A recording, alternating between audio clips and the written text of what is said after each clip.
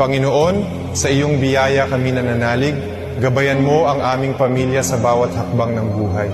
Bigyan mo kami ng lakas at liwanag upang patuloy kaming magalak sa iyong pag-ibig. Pagpalain mo ang aming tahanan ng kapayapaan at kasiyahan. Lahat ng miyembro ng pamilya, mula sa mga anak hanggang sa matatanda, ay iyong protektahan at ingatan. Naway lagi kaming magbuklod ng mahigpit sa iyong awa at grasya. Bigyan mo kami ng pananampalatayang walang hanggan, pag-asa na nagpapagaling, at pag-ibig na nag-uugnay sa amin. Tulungan mo kaming maging matatag sa gitna ng mga pagsubok at unos, at sa iyong pangako kami laging kumapit. Naway maging mabuti at totoo ang aming mga salita. Sa lahat ng aming iniisip, sinasabi at ginagawa, turuan mo kami ng pasensya at pag-aalaga. Sa iyong karunungan, alam naming naririnig mo kami. Salamat, Panginoon, para sa aming mahal na pamilya.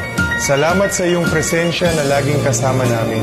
Gabayan mo kami, yakapin at pag-isahin upang sa iyong mga kamay ay matatagpuan namin ang aming kaluluwa. Amen.